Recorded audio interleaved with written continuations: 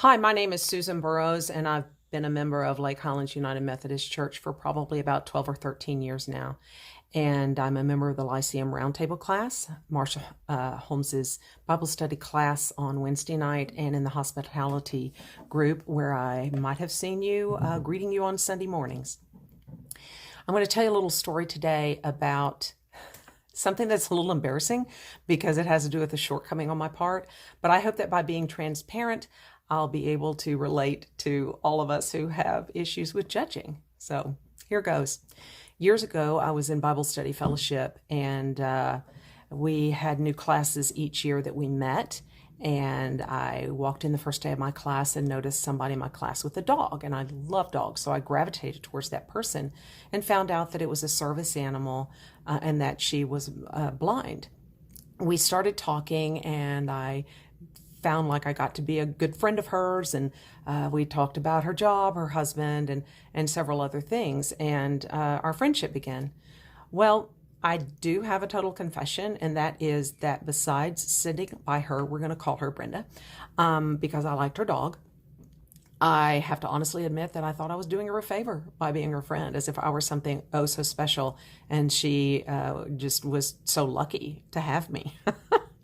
I just thought I'd play it cool, kind of like, oh, I'm so politically correct, and, she's not going to notice. Well, I was wrong. I made one fatal error, and that error seemed innocent at the time, but it did come back to haunt me later.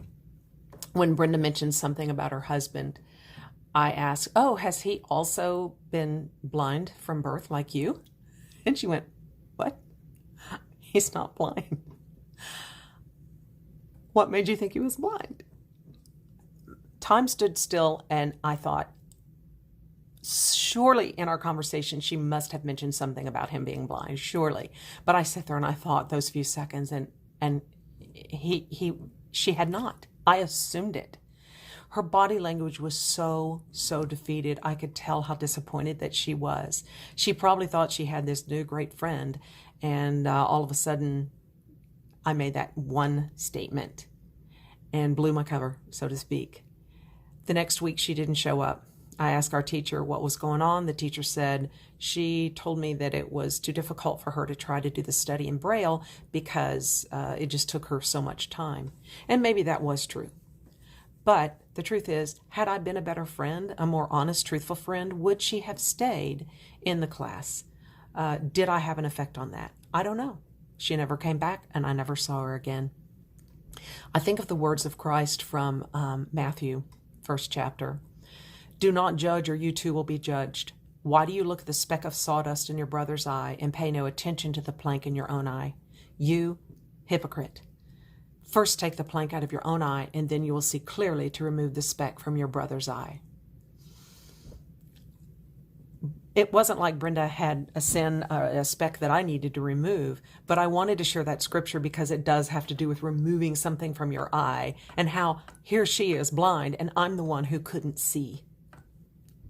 At first, I wanted to think that the remark that I had made was merely an assumption and not judgment. I thought of that scripture. I thought, I didn't judge her. I just assumed something, and it was wrong. Wrong. The truth is, I did judge Brenda. I judged her because she was blind. I judged her for assuming that her husband would not find her worthy enough to marry her if he was someone who could see. I judged her because I presumed my friendship would just be so super cool that that would be enough. And that was my judgment. I knew it, and she knew it.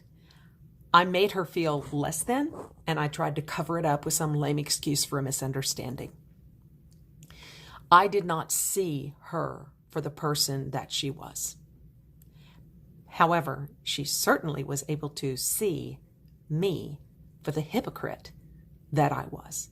And the lesson learned, you don't have to see a person visibly in order to see their heart.